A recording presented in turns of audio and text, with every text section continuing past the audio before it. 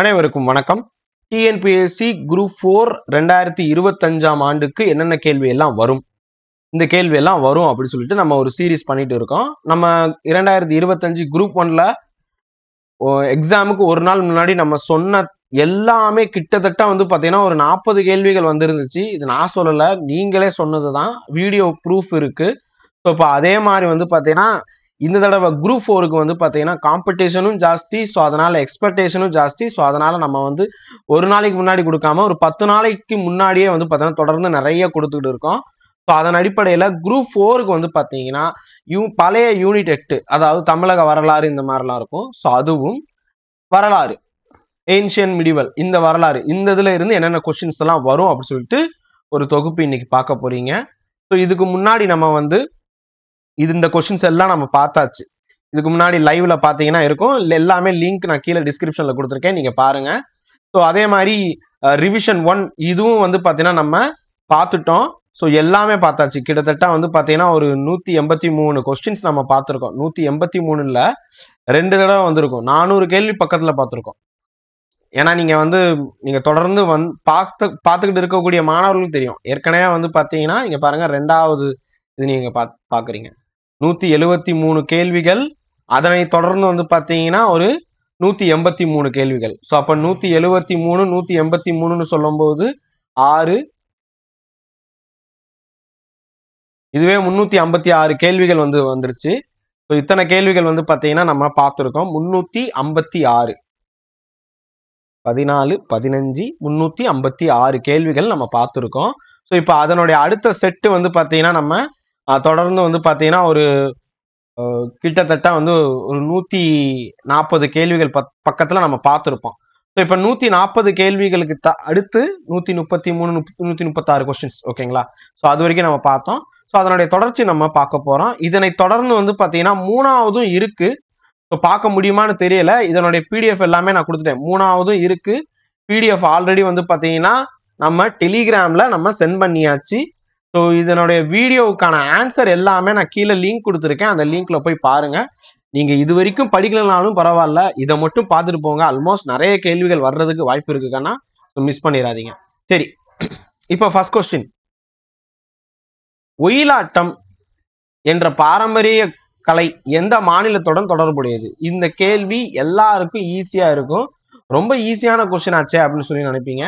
Suppose கேட்கறதுக்கு வாய்ப்புகள் இருக்கு.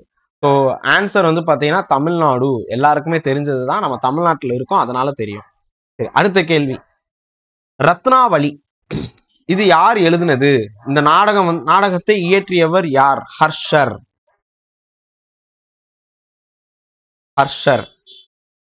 மூன்றாவது கேள்வி, மாலவத்திற்கும் குஜராத்திற்கும் எதிராக போர் பிரகடனம் செய்து அவற்றை முகலாயர்கள் மேலாதிக்கத்திலிருந்து விடுவித்தவர் யார்? Bajirao. Who proclaimed war against Malwa and Gujarat and freed அப்படின்னு சொல்லிட்டு கேட்பாங்க. ஸோ இது யார் அப்படின்னு கேட்டா, freed from the Mughals domination, Mughals domination அப்படின்னு கேட்டா பாஜிராவ். ஹிந்தி படம் பார்த்துருப்பீங்க, பாஜிராவ் மஸ்தானி, ஓகே, அவர் தான். ஸோ இதுலயே நிறைய பாலாஜி விஸ்வநாத், பாலாஜி பாஜிராவ் இப்படிலாம் கேட்பாங்க. சிம்பிளா வெறும் பாஜிராவ்னு இருந்துச்சுன்னா அது அடிங்க.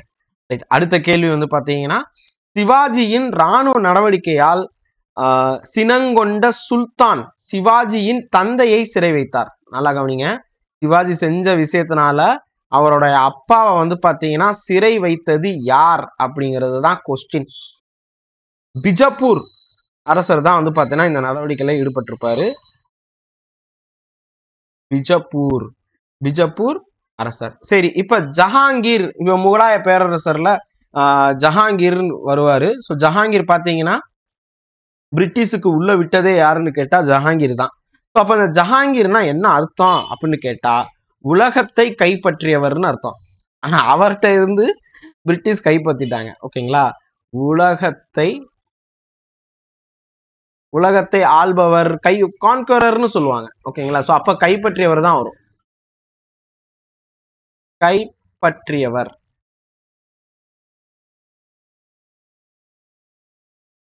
அப்படின்னு சொல்லுவாங்க. சிவாஜி ஆக்ராவில் இருந்து தப்பிய போது வாரணாசியில் சாம்பாஜியின் பாதுகாவலராக இருந்தவர் யார்? சாம்பாஜியுடைய பாதுகாவலராக இருந்தவர் யார்? கவி கலாஷ். யார் இருந்தாரு? கவி கலாஷ். எழுதிக்கோங்கப்பா, ரொம்ப முக்கியமான கேள்வி. பாண்டிய கால நாணயங்கள் எவ்வாறு அழைக்கப்பட்டது? பாண்டிய கால நாணயங்களை வந்து பாத்தீங்கன்னா எவ்வாறு அழைக்கப்பட்டது அப்படின்னு சொல்லிட்டு ஒரு கொஸ்டின், ரொம்ப முக்கியமும் கூட. காசு, பொன், கலஞ்சு, இதுல நீங்க தெரிஞ்சுக்க வேண்டியது, இது கேட்பாங்க. காசு எல்லாத்துக்குமே தெரியும், காசே தான் கடவுளடா தெரியும். பொன். அதன் பிறகு வந்து பாத்தீங்கன்னா கலஞ்சு. கலஞ்சு கேட்பாங்க, அடிக்கடி கேட்கிறாங்க, எழுதிக்கோங்க.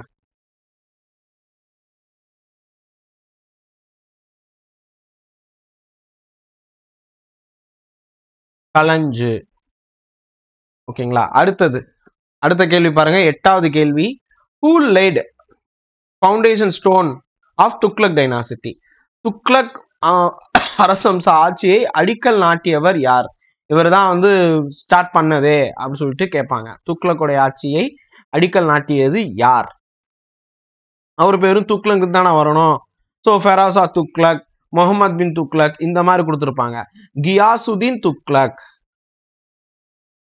கியாசுதீன் துக்ளக். இங்க துக்ளக்னு சொல்றதுனால நான் வந்து அப்படியே வச்சிட்டேன், கியாசுதீன் துக்ளக். சரிங்களா? கியாசுதீன் துக்ளக்னு எழுதிக்கோங்க. அடுத்தது தாமர்லேன் என்று அழைக்கப்பட்ட தைமூர் இந்தியாவின் எந்த ஆண்டு கொள்ளையடித்தார்? தைமூர் படையெடுப்பு அப்படின்னு சொல்லி கேட்கிறாங்கல்ல. அப்ப வந்து தாமர்லேன் வந்து பாத்தீங்கன்னா பிளண்டர் பண்ணது எப்ப? 1398.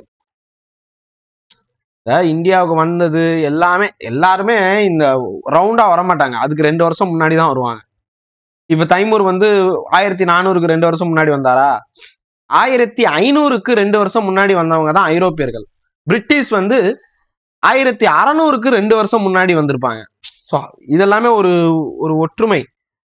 இப்படி வச்சு நீங்க வந்து படிச்சு போனீங்கன்னா இந்த ஹிஸ்டரி மறக்காது. இது நான் பல தடவை நான் உங்களுக்கு சொல்லியிருக்கேன் கிளாஸ்ல. அப்ப ரிலேட்டிவ் ஸ்டடி பண்ணுங்க அப்படின்னு சொல்லிட்டு. ரைட், அடுத்த கேள்வி பாருங்க. சோழர் காலத்தில் வணிகர்கள் குடியிருப்புகளை நிர்வகித்தவர் யார்? வணிகர்களுடைய குடியிருப்பை நிர்வகித்தவர் யார் அப்படின்னு கேட்டா நகரத்தார். ஓகேங்களா? எழுதிக்கோங்க.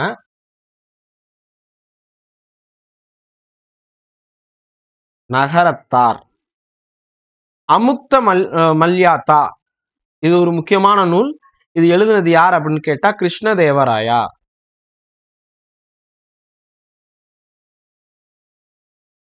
நிறைய தடவை கேட்டிருக்காங்க. தலைக்கோட்டை போர் எப்ப நடந்துச்சு? 1565. தலைக்கோட்டை போர் எப்ப நடந்துச்சு? 1565 கொஸ்டின் கேட்பாங்க. ஸோ முகலாயர் வம்சம் அதை வந்து பாத்தீங்கன்னா இந்தியாவுக்கு கொண்டு வந்தது யாருன்னு கேட்பாங்க. ஓகேங்களா? ஸோ ஆன்சர் வந்து பாத்தீங்கன்னா பாபர். ஆன்சர், அவர் உஸ்பெகிஸ்தான்ல சும்மா உட்கார்ந்து இருப்பாரு. அப்புறம் வந்து காபூல்ல, அதாவது ஆப்கானிஸ்தான்ல சுத்தி திரிஞ்சிருப்பாரு. எல்லாமே உஸ்பெகிஸ்தான் நிலநடுக்க வந்திருக்கும். அதுக்கப்புறம் அங்கிருந்து விரட்டப்பட்டு, எல்லாம் அங்காளி பங்காளி சண்டை தான், விரட்டி காபூல்ல டெசர்ட்ல வந்து பாலைவனத்துல சுத்திட்டு இருப்பாரு. அவரை தேவையில்லாம இந்த லோடி வந்து பார்த்தோன்னா உள்ளக்குள்ள இழுத்து விட்டு இந்தியாவே ஆட்சி பண்ண வச்சிருப்பாங்க. இதே தான் வந்து பிரிட்டிஷ்லயும். ஓகேங்களா? பிரிட்டிஷ்க்கு ஐரோப்பியர்கள் இங்க வந்து செஞ்சு ஸ்டார்ட் பண்ணுவாங்க, பிரிட்டிஷ் உள்ளக்குள்ள வருவாங்க. எல்லாம் அப்படிதான். இங்க ஒற்றுமையா இருந்திருந்தா எப்பயோ நல்லா இருந்திருக்கும், ஆனா இல்லாம போச்சு. சரி, அடுத்த கேள்விக்கு போயிடுவோம். கதையா பேசணும்னா பேசிட்டே இருக்கலாம். ரைட், அடுத்தது வந்து பாருங்க. அரபிக் கடலுக்கு அருகில் அமைந்திருந்த முக்கிய துறைமுகமான சூரத் நகரை சூறையாட சிவாஜி தன்னுடைய படையெடுப்பு பண்ணியிருப்பாங்க. அதை அனுப்பிய ஆண்டு என்ன அப்படின்னு கேட்டா 1664. ஷாஜஹான், இப்ப இதுக்கு முன்னாடி ஜஹாங்கீர் பார்த்தோமா, இப்ப ஷாஜஹான் அப்படின்னா என்ன அர்த்தம் அப்படின்னு கேட்டா உலகத்தின் அரசர்னு அர்த்தமா. அதே மாதிரிதான் அக்பருக்கும் என்ன அப்படின்னு சொல்லி கேட்பாங்க. ரைட், பூரா கட்டணமா கட்டி வச்சாரு ஷாஜஹான். என்ன புண்ணியம், அவரோட பையனே வந்து ஷாஜஹானை சிறையில் அடைத்தார். ரைட், கடைசி வரைக்கும் தாஜ்மஹாலை பார்த்துக்கிட்டே செத்து போவோம் சொல்லிட்டு ஆக்ரா கோட்டையில சிறையை வச்சிருப்பாரு. அடுத்த கேள்வி ரொம்ப முக்கியமான கொஸ்டின்.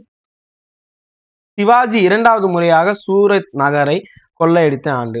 வந்தது 1664. அப்ப அதுக்கு அடுத்து தான் இருக்கும். ஓகேங்களா? அப்படி ஞாபகத்தில் வச்சுக்கோங்க. செகண்ட் டைம் வந்தது வந்து பாத்தீங்கன்னா 1670. 6 வருஷம் கழிச்சு வந்துட்டாங்க திருப்பி. நாயக்கர் கால பகுதியின் மற்றொரு சிறப்பம்சம் என்ன? நாயக்கர் காலத்துடைய இம்பார்ட்டன்ட் ஃபீச்சர்ஸ் அப்படின்னு சொன்னா அவங்க வந்து இசை தூண்கள் கட்டிட்டு போவாங்க. ஓகேங்களா?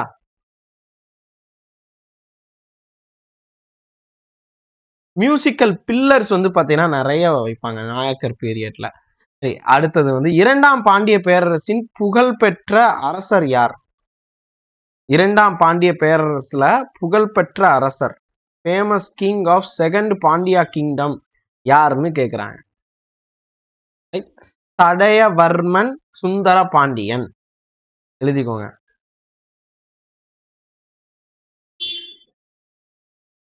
வர்மன் போடுவாங்க, இல்ல வர்மன் போடுவாங்க. ஓகே, சடையவர்மன் சுந்தரபாண்டியன். நான் பா அப்படின்னு மட்டும் எழுதுறேன். சுந்தரபாண்டியனுக்கு சாட்டா நீங்க ஃபுல்லா எழுதுங்க. ரைட், அடுத்த கேள்வி. அலாவுதீன் கில்ஜி வரிகளை வசூல் செய்யும் பணியை யாரிடம் ஒப்படைத்தார்? அவர் வந்து அந்த ரெவென்யூ கலெக்ஷன்ஸ் எல்லாமே வந்து ராணுவ அதிகாரி தான் பார்ப்பாங்க. ஓகேங்களா? அலாவுதீன் கில்ஜி கில் பண்றாருல்ல, கல்ஜி கில்ஜின்னு ஞாபகத்துக்கு அவர் கில் பண்றாருல்ல, ஸோ அப்போ மிலிட்ரி ஆஃபீஸர்ஸ் தான் வந்து பார்ப்பாங்க. மிலிட்டரி ஆஃபீஸர்ஸ், ராணுவ அதிகாரிகள் தான் வரி வசூல் பண்ணுவாங்க. நம்ம கெஸ் பண்ண மாட்டோம் ஆப்ஷன்ல இருக்கும்போது ராணுவ வரி அதிகாரிகள் எதுக்கு வர்றாங்கன்னு சொல்லிட்டு. சரி, இது பல தடவை கேட்ட கொஸ்டின். இது மதுரா விஜயம், மதுரை பத்தி இருக்கும். மதுரா விஜயம் இதை எழுதினது யாரு? கங்காதேவி. கங்காதேவி எழுதியிருப்பாங்க. அடுத்தது, இந்தியாவின் மிக பழமையான மசூதி என கருதப்படுவது எது? இந்தியாவின் மிக பழமையான ஜம்மா மசூதின்னு நினைப்பீங்க. நான் நேரடியாவே போயிருக்கேன். இந்தியாவிலே மிகப்பெரிய மசூதி ஜம்மா மசூதி. ரொம்ப பழமையானது அப்படின்னு சொன்னா எழுதிக்கோங்க, குவத். குவத் உல் குவத் உல் இஸ்லாம் மஸ்ஜித்னு சொல்லுவாங்க. இஸ்லாம் மஜித். மஜித் இல்லனா மஸ்ஜித். மஜித்னு இருக்கும், அஜித் மாதிரி மஜித், மஸ்ஜித். ஓகே, சரி. அடுத்தது, செதுக்கப்பட்ட தூண்கள், தீரும் குதிரைகள் மற்றும் யாழி இதெல்லாம் எந்த சிற்பக்கலையில வந்து பாத்தீங்கன்னா தனித்துவமா வந்து இருக்கும்? எந்த சிற்பக்கலையில தனித்துவமானது சொன்னாலே தெரியும். இது வந்து திராவிட சிற்பக்கலை.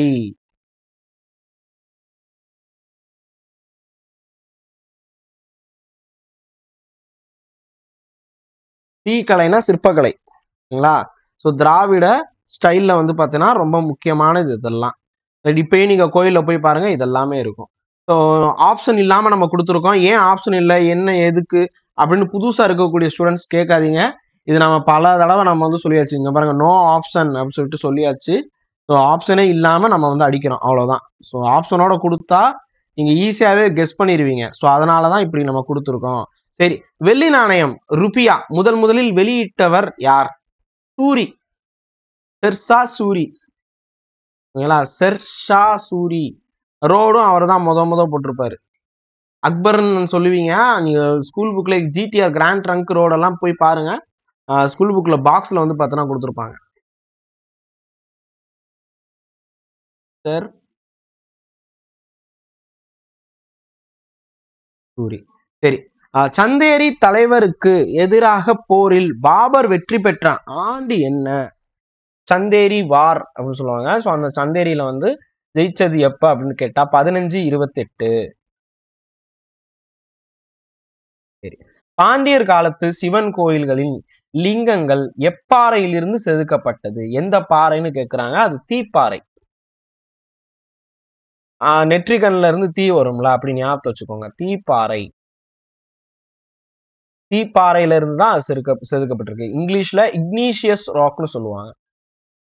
நான் ஜியோகிராஃபில உங்களுக்கு 3 டைப்ஸ் ஆஃப் ராக் சொல்லியிருந்தேன்ல. Igneous, sedimentation, sedimentary rock as well as metamorphic. படிவு பாறை, உருமாறும் பாறை, தீப்பாறை. இதுல தீப்பாறை தான் எல்லா பாறைகளுக்கும் தாய் பாறைன்னு சொல்லுவாங்க, பேரண்ட் ராக்னு சொல்லுவாங்க. ஸோ அந்த பேரண்ட் ராக்ல இருந்து எடுத்துருக்காங்க, ரொம்ப கடினமா இருக்கும். அடுத்தது இது பண்ணது யாரு? பாண்டியர்கள் அந்த லிங்கத்தை வந்து இப்படிதான் பண்ணியிருக்காங்க, அந்த தீப்பாறையில தான் பண்ணியிருக்காங்க. சரி, அலாவுதீன் ஹசன் பாமன் ஷா, அலாவுதீன் ஹசன் பாமன் ஷா தமது தலைநகரை எங்கு மாற்றினார்? தன்னுடைய தலைநகரை எங்கு மாற்றினார் தான் கேள்வி. குலே பகாவலி அப்படின்னு ஞாபகத்தை வச்சுக்கிட்டேன் நான், அவ்வளவுதான். ஓகேங்களா? பாமன் ஷா, குலே, அலாவுதீன்னா வந்து அது என்ன சொல்ல, அந்த விளக்கு தேய்ச்சா வருவாங்கல்ல, ஸோ அதான் அலாவுதீன் ஹசன் வந்து பார்த்தீங்கன்னா கமலஹாசன், அலாவுதீன். பார்த்துருக்கீங்களா படம்? இந்த ஒரு பூதம் வச்சு ஒரு படம் இருக்கும், அலாவுதீனும் அற்புத விளக்கும்னு சொல்லிட்டு. அதுல கமலஹாசன் தான் ஹீரோ. கமலஹாசனும் ரஜினி சாரும் இருப்பாரு. கமலஹாசன் சாரும் ரஜினி சாரும் இருப்பாங்க. அப்ப அந்த படத்தையும் குலேபா அப்படின்னு ஞாபகத்துல வச்சுட்டேன். குல்பர்கா. ஸோ அப்ப அதுக்கான ஆன்சர் வந்து பாத்தீங்கன்னா பாருங்க, கொஸ்டின் குல்பர்கா. குலேபகா அப்படின்னு ஞாபகத்தில் சும்மா எனக்கு நானே ஞாபகத்தில் வச்சுட்டேன். உங்களுக்கு வேணும்னா வேற எதுவும் மாத்திக்கோங்க. பாமினி அரசுக்கு வலுவான ஒரு அடித்தளத்தை அமைத்து கொடுத்தது யார்? பாமினி கிங்டத்துக்கு ஒரு பேஸ் ஏற்படுத்தி கொடுத்தது யார்? முதலாம் முகமது ஷா. முதலாம் முகமது ஷா. முகமது ஷா ஒன். முகமது ஷா, முகமது எம்ஓ போடலாம், எம்யூ போடலாம், whatever. Okay. During Akbar tenure Raja Rajaman Singh of Jaipur was appointed governor of டேஸ். அதாவது அக்பர் காலத்தில் ஜெய்ப்பூரை சேர்ந்த ராஜாமான் சிங் என்பவர் எதுக்கு வந்து ஆளுநரா நியமிக்கப்பட்டார் அப்படின்னு கேட்டா, ஜெய்ப்பூர் தானே, அப்ப ஜெய்ப்பூர் இருக்கும் அப்படின்னு நினைச்சிடாதீங்க. காபூலுக்கு தான் அவரு போனாரு. காபூல் வந்து ஆப்கானிஸ்தான்ல இருக்கு. காபூல் அப்படிங்கிற ஒரு நதியின் பெயரும் கூட. மன்னிக்கணும், ஆப்கானிஸ்தான்ல ஒரு நதி இருக்குப்பா, அந்த நதிக்கு பேர் காபூல். அங்க அந்த நதி அதை நதியை மையமா வச்ச ஒரு நகரம் இருக்கு, அந்த நகரத்துக்கு பேர் காபூல். அதுதான் இப்ப தலைநகராகவும் இருக்கு. புரியுதா உங்களுக்கு? எப்படி வந்து ரஷ்யாவுக்கு மாஸ்கோ இருக்கு, Moscow is a river and அந்த அந்த ரிவர் ஓடக்கூடிய இடத்துக்கு பேரு, சிட்டி பேரு மாஸ்கோ அப்படின்னு சொல்றாங்கல்ல, அந்த மாதிரிதான். அடுத்த கேள்வி, இதெல்லாம் வந்து ஜஸ்ட் வேர்ல்டு ஜியோகிராபில சும்மா தெரிஞ்சுக்கோங்க. ரைட், அடுத்தது யூபிஎஸ்சி படிக்கும்போது அப்படியே படிச்சது. அடுத்த ரொம்ப முக்கியமான கேள்வி, பின்வரும் எந்த கோவில்களில் ஒட்டுமொத்த வடிவமும் ஒரு தேர் மாதிரி, அப்படி ஒரு ரதம் மாதிரி பண்ணி வச்சிருக்காங்க அப்படின்னு சொல்லி கேட்டிருக்காங்க. பின்வரும் கொடுத்திருக்காங்க. நான் ஆப்ஷன் வைக்கல. இதுக்கு வந்து ஐராவதீஸ்வரர் கோவில்.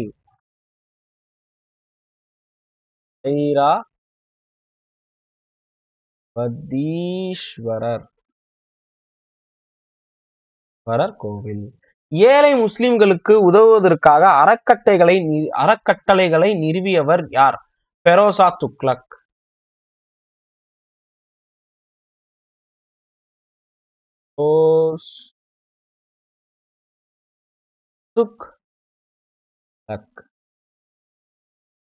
துளுவ வம்சத்தின் ஆட்சியை தொடங்கி வைத்தவர் யார்? துளுவ வம்சம் அப்படின்னு சொல்லும் போது அதை ஆரம்பிச்சது யார் அப்படின்னு கேட்டா, நரச நாயக்கர். நரச நாயக்கர்.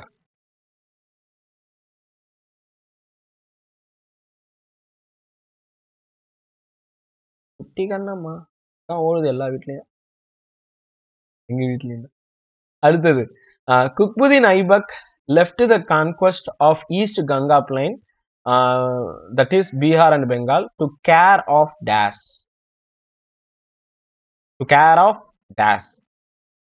கொஸ்டின் வந்து என்ன சார் இப்படி எல்லாம் கொஸ்டின் வருது அப்படின்னு சொல்லி நினைப்பீங்க.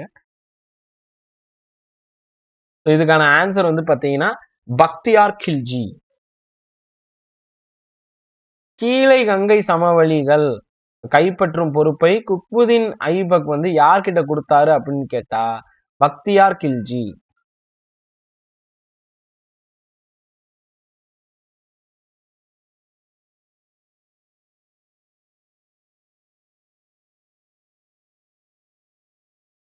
கல்ஜி.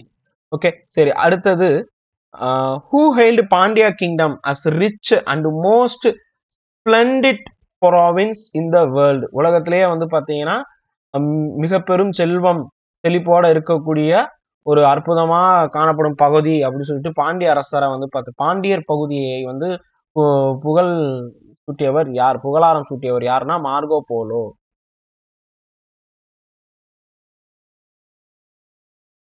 Marco polo. பழைய காலத்தில் கலிங்கம் என்பது இப்ப எங்க இருக்கு? இது பல தடவை கேட்ட கொஸ்டின் பா. ஒரிசா இல்லனா ஒடிசா.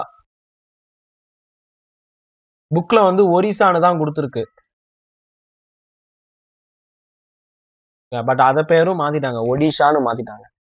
சுங்கம் தவிர்த்த சோழரிடம் போய் சொல், கர்வம் தவிர்க்க சொல்லி. அப்ப இது விஸ்வரூபமா? இல்லப்பா, தசாவதாரத்துல வர்ற டயலாக். அப்ப யாரு வந்து சுங்கம் தவிர்த்த சோழன்? முதலாம் குலோத்துங்கன். நான் இங்க ஃபர்ஸ்ட்னு போடுறேன். ஃபர்ஸ்ட் குலோத்துங்கன். குலோத்துங்குவை விட்டு விட்டானே.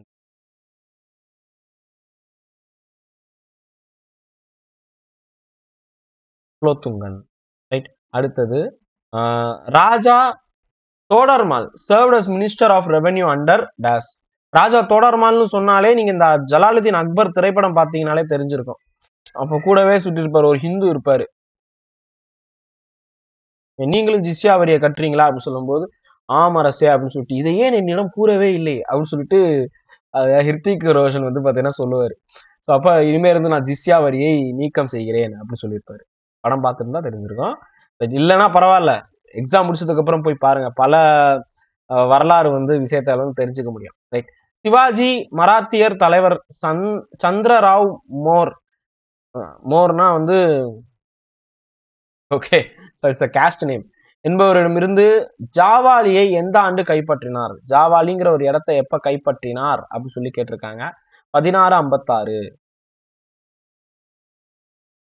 ஜஹாங்கீரால் தூக்கிலிடப்பட்ட சீக்கிய தலைவர் யார்? இவங்களுக்கும் முகல்ஸுக்கும் சீக்கியர்களுக்கும் ஆகவே ஆகாது.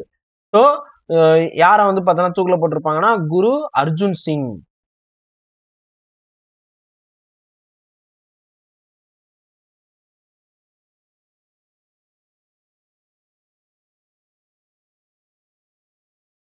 குரு அர்ஜுன் சிங்.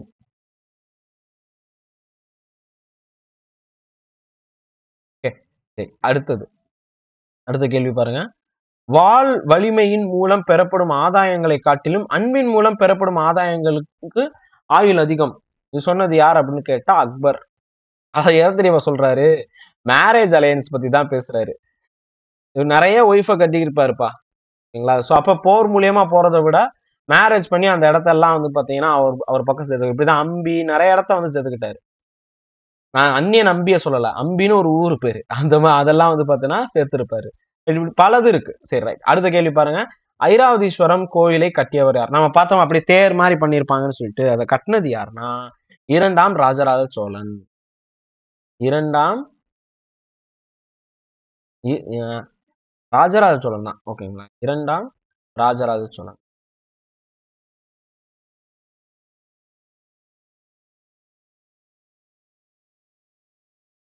சோழன். முதலாம் ராஜேந்திர சோழனால் உருவாக்கப்பட்ட 16 மைல் நீளம் கொண்ட ஏரிக்கரை தடுப்பணை எங்க உள்ளது? கங்கை கொண்ட சோழபுரம். இப்ப கங்கை கொண்ட சோழபுரம் எந்த மாவட்டம்னு உங்களுக்கு தெரியுமா? கங்கை கொண்ட சோழபுரம் அரியலூரா பெரம்பலூரா?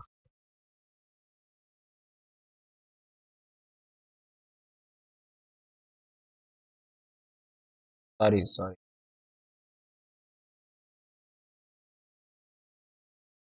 சோழபுரம். கங்கை கொண்ட சோழபுரம். சோழ அரசர்கள் சோழ அரசில் காணிக்கடன் என அழைக்கப்பட்ட வரி என்ன? காணிக்கடன் அப்படின்னா அது நிலவரி.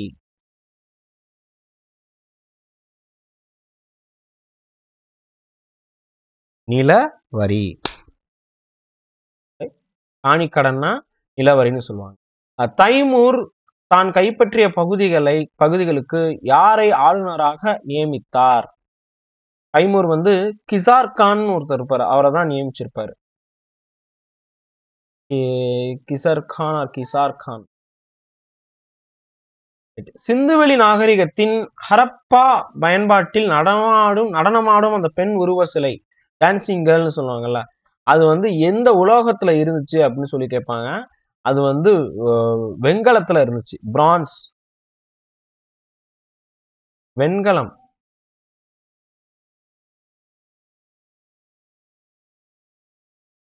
வெண்கலம். இப்ப அடுத்தது யூனிட் 8 சம்பந்தப்பட்டது. இப்ப இந்த யூனிட் 8ன்னு சொல்லும் போது இங்க பாருங்க, ஒரு சில மேத்ஸ் த ஃபாலோயிங் நம்ம வந்து கொடுத்துருப்போம் ஸ்டார்டிங்லயே. நம்ம டெஸ்ட் பேட்ச் ஸ்டூடெண்ட்ஸுக்கு வந்து பாத்தீங்கன்னா இது ஆப்ஷனோட வந்திருக்கும். நம்ம ஓப்பன் இதுல வந்து பாத்தீங்கன்னா வெறும் மேட்ச் மட்டும் கொடுத்துருக்கோம். நம்பர்ஸ் தெரிஞ்சா சொல்லுங்க. சரி, ஃபர்ஸ்ட் இங்க பாருங்க, சத்திய ஞான சபை. சத்திய ஞான சபை சரியா தானே கொடுத்துருக்காங்க. சத்திய ஞான சபை அப்படின்னு சொல்லும்போது ராமலிங்க அடிகளார் சரியா தானே இருக்கு. அப்ப 1 ஏக்கு 1. அடுத்தது பாருங்க, ஐயாவளி. ஐயாவளி அப்படின்னு சொல்லும்போது வைகுண்ட சுவாமிகள். ஐயாவளின்னு சொல்லும்போது வைகுண்ட சுவாமிகள். ஸோ அப்ப 4. சுயமரியாதை இயக்கம், இது எல்லாருக்குமே தெரியும். ராமசுவாமி வந்துருவாரு. ஓ, பெரியார். பார்சி அப்படின்னு சொல்லும்போது ஒன்னே ஒண்ணுதான், நாரோஜி இவங்க எல்லாம் இருந்தாங்கன்னா பார்சின்னு அர்த்தம். ஸோ 3. 1 2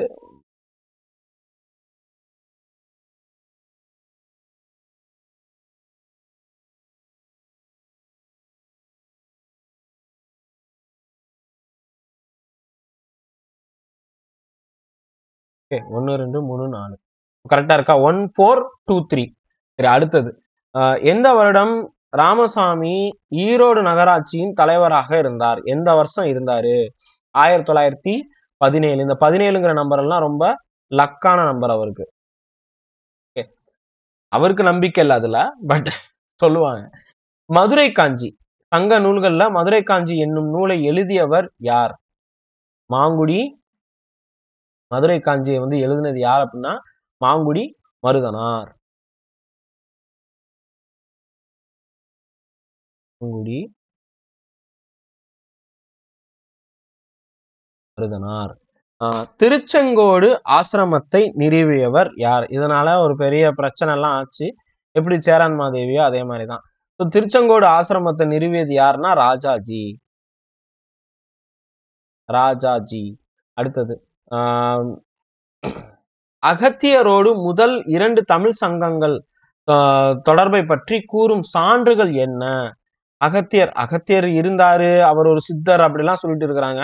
ஆனா முதல் 2 சங்கம் வந்து பாத்தீங்கன்னா அவர் தான் வந்து பாத்தீங்கன்னா இருந்தாரு. சோ இறையனார் அகப்பொருள் உரையில இதை பத்தி சொல்லியிருக்காங்க. தொல்காப்பியருக்கு முற்பட்டவர், தொல்காப்பியருக்கே ஆசிரியர் இவர் தான். எழுதிக்கோங்க, இறையனார் அகப்பொருள் உரை.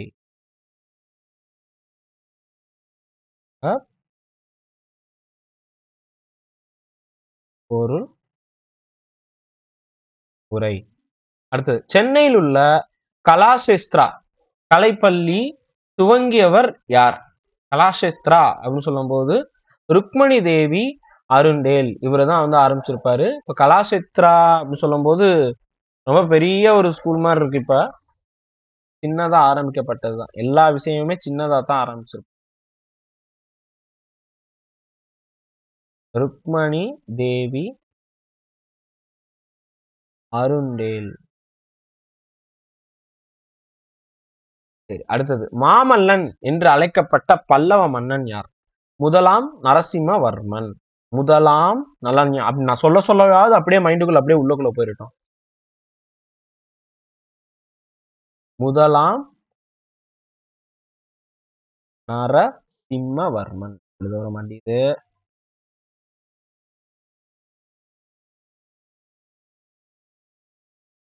நரசிம்மவர்மன். கலிங்கத்து பரணி நூலின் ஆசிரியர் யார்? இது எல்லாருக்குமே தெரியும். கலிங்கம், கலிங்கத்து பரணி, ஜெயம். கலிங்கத்து பரணி ஜெயம் கொண்டார். ஜெயம் ரவி. ஜெயம் ரவி பேர் மாத்திட்டார் தெரியுங்களா? வெறும் ரவி மோகன். காமராஜர் எந்த புகழ்பெற்ற திட்டத்திற்காக புகழ் பெற்றவர்? கே திட்டம். அந்த திட்டத்தை வந்து அவரே வந்து ஏன் தான் கொண்டு வந்தேன்னு அவர் ஃபீல் பண்ணாரு. ஏன்னா நிறைய தலைவர்கள் வெளியேறி கட்சி பணிக்காக போனாங்க. அப்ப அது இந்திரா காந்தி உள்ள வந்தப்போ அவர் ஃபீல் பண்ணி சொல்லியிருப்பார். சரி, ராஜாஜி தனது வேதாரண்யம் யாத்திரையை திருச்சியிலிருந்து தொடங்கிய நாள் என்ன? 13 ஏப்ரல். வருஷம் தெரியுமா? 1930. வருஷம் எல்லாருக்குமே தெரியும். டேட் ஞாபகத்துல வச்சு. நாகப்பட்டினத்தில் புத்த மடாலயத்தை அமைக்க எந்த சோழ மன்னன் சைலேந்திரருக்கு அனுமதி வழங்கினார்? இது ஐ திங்க் இந்த படத்துல வந்திருக்கும்னு நினைக்கிறேன். இது பொன்னியின் செல்வன். அவங்க சொல்லியிருப்பாங்க இந்த மாதிரி வைக்கணும். முதலாம் ராஜராஜன்.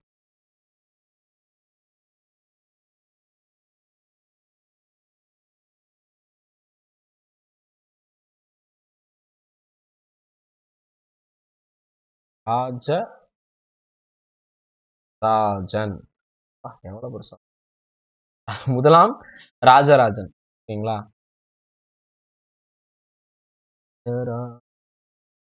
பல்லவர் கால கட்டிடக்கலையின் இறுதி நிலைக்கு எடுத்துக்காட்டு என்ன?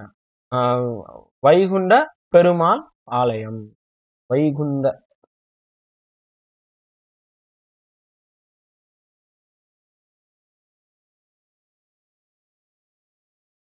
நான் பெருமாள் மட்டும் போடுறேன். நீங்க ஆலயம் சேர்த்துக்கோங்க, இல்ல கோயில் போட்டுக்கோங்க. வைகுண்ட பெருமாள் கோவில். சரி, அடுத்தது பாரத மாதா சங்கம். இது நான் போன கிளாஸ்லயும் சொல்லியிருக்கேன் பல தடவை. அவங்களுக்கு வந்து இந்த ட்ரைனிங் எல்லாம் கொடுத்தது எல்லாமே இந்த பாரத மாதா அசோசியேஷன் தான் பண்ணியிருப்பாங்க. மணியாச்சி ரயில்வே ஜங்ஷன் அதெல்லாம் உங்களுக்கு கண்ணு முன்னாடி வந்துட்டு போகணுமா இல்லையா? இது ஆரம்பிச்சது யார் அப்படின்னு கேட்டா நீலகண்ட பிரம்மச்சாரி.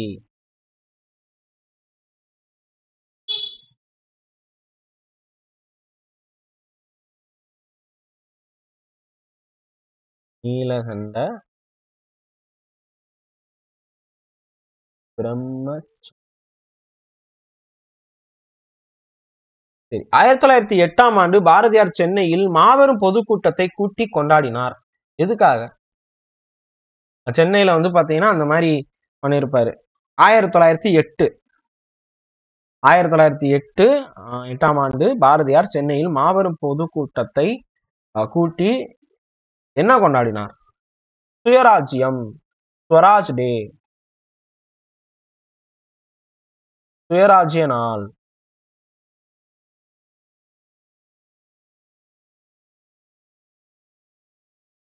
சரி, அடுத்தது காயல் துறைமுகத்திற்கு இருமுறை வருகை புரிந்தது. இது பல தடவை கேட்டிருக்காங்கப்பா. காயல் அப்படிங்கிறதே வந்து எந்த மாவட்டத்துல இருக்கு? புவியியல் ரீதியாகவும் கேட்கிறாங்க. மார்க்கோ போலோ 2 தடவை. காயல் அப்படிங்கிறது ஒரு என்ன சொல்ல, அது ஒரு மணல் மேடு மாதிரி இருக்கு. எந்த மாவட்டத்துல இருக்கு? அது என்ன காரணம்? அங்க வந்து பாத்தீங்கன்னா வீசக்கூடிய காற்று தான். லோக்கல் விண்ட் பத்தியும் கேட்பாங்க, இந்த காயல் கேட்பாங்கப்பா. சோ 2 தடவை வந்துட்டு போனது வந்து மார்கோ போலோ. சரி, அடுத்தது அத்யந்த காம பலவேஸ்வர கிரகம் அப்படின்னு சொல்லுவாங்க. இந்த கோவில் என எந்த கோவில் அழைக்கப்படுகிறது? பேரை பார்த்தீங்களா? சூப்பர்ல. அத்யந்த கர்ம பலவேஸ்வர கிரம் என எந்த கோவில் அழைக்கப்படுது? காஞ்சி கைலாசநாதர் கோவில். காஞ்சிபுரம் கோவில்ப்பா, வேற எதுவும் இல்லப்பா.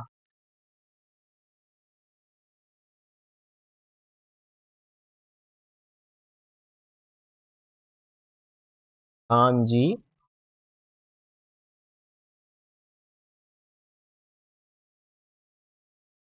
கோயில்.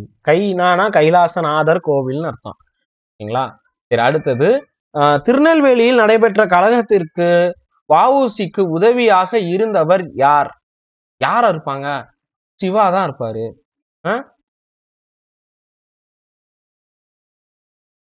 சிவா, அதாவது சுப்பிரமணிய சிவாவை தான் சிவான்னு போட்டிருக்கேன். சூனு போடுங்க, இல்லைன்னா சிவா அப்படின்னு சொல்லி போடுங்க. ரைட்டா?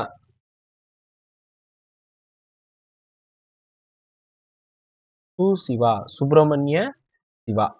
ரைட். அடுத்தது ஒரு மேட்ச் த ஃபாலோயிங் கொடுத்துருக்காங்க. இது எல்லாருமே கரெக்டா அடிக்கணும். அடிச்சிருவீங்கன்னு நினைக்கிறேன். வாஞ்சிநாதன், வஉசி, அன்னி பெசன்ட். அன்னி பெசன்ட்டுக்கு அப்புறம் இங்க பாருங்க கொடி காத்த குமரன். என்னென்ன வரும்? ஈஸி தானே இது. இது ரொம்ப ஈஸி தானே. எல்லாருமே சொல்லிருவீங்க. வாஞ்சிநாதன் சொல்லும்போது அது தொடர்புடையது என்னது? Maniyachi railway station. அப்புறம் வஉசின்னு சொல்லும்போது செக்கிழுத்த செம்மல் 2 கப்பல விட்டிருப்பாரு. சுதேசி நாவாய் சங்கம். அவருக்கு சொந்தமானதுன்னு சொல்லி பார்த்தா தூத்துக்குடி தான் வரும். திருப்பூர் அப்படின்னு சொல்லும்போது கொடிகாத்த குமரன். அதுவே சென்னை இல்லைன்னா அடையாறுன்னு சொன்னா அது வந்து அன்னி பெசன்ட் அம்மையார். 4312 த ஆன்சர். அடுத்தது விடோ ரீமேரேஜ் ஆக்ட். விதவைகள் மறுமண சட்டம் நிறைவேற்றப்பட்ட ஆண்டு என்ன? விதவைகள் மறுமண சட்டம் 1856. அதாவது சிப்பாய் கழகத்துக்கு 1 வருஷம் முன்னாடி. சிப்பாய் கழகத்துக்கு சில காரணங்கள்ல பல காரணங்கள்ல இதுவும் ஒண்ணு. என்ன இதெல்லாம் வருமா அப்படின்னு கேட்டா ஆமா வந்திருக்கு. நீங்க போய் ஸ்பெக்ட்ரம் புக்கு போய் பாருங்க, ஹிஸ்டரி இது எல்லாமே இருக்கும். சரி, அடுத்தது ராஜாஜியின் தமிழக அமைச்சரவையில் இருந்த பெண் அமைச்சர் யார் அப்படின்னு கேட்டா ஜோதி வெங்கடாசலம். ஜோதி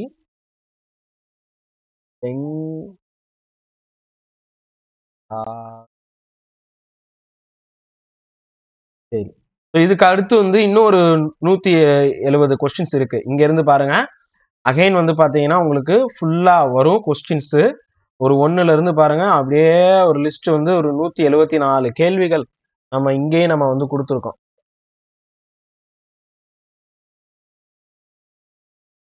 174 கேள்விகள் இங்கே இருக்கு. இந்த கொஸ்டின்ஸ் எல்லாம் நம்ம அடுத்த லைவ்ல வந்து பாத்தீங்கன்னா வரும். மிஸ் பண்ணிடாதீங்க. லைவ் வகுப்பு மிஸ் பண்ணிடாதீங்க.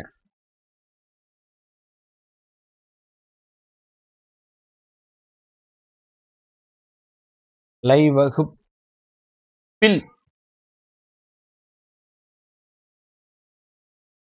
ஓகேங்களா? ஸோ டோன்ட் மிஸ் த கற்பதேஸ் உடைய லைவ் கிளாஸஸ். நெக்ஸ்ட் கிளாஸ்ல பார்க்கலாமா? மொத்தம் வந்து எவ்வளவு கொஸ்டின் இருக்கு? நீங்க உங்களுக்கு வந்து பாத்தீங்கன்னா 74 கொஸ்டின் தான் தெரியுதுன்னு நினைச்சிருக்கீங்க. 174 கொஸ்டின்ஸ் இருக்கு.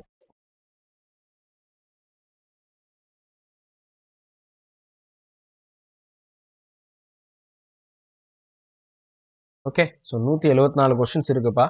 நீங்க பாட்டுக்கு வெறும் 74 நினைச்சிடாதீங்க. 174 கொஸ்டின்ஸ் இருக்கு. ஓகே, ஸோ நெக்ஸ்ட் கிளாஸ்ல நம்ம மீட் பண்ணலாம்.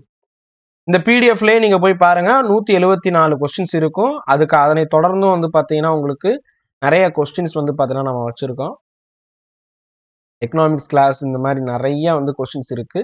அதையும் பாருங்க. வாழ்க்கையில நிறைய விஷயங்கள் வந்து இருக்கு. ஸோ அதெல்லாம் தெரிஞ்சுக்கோங்க. கற்பதேச சப்ஸ்கிரைப் பண்ணுங்க. நன்றி, வணக்கம்.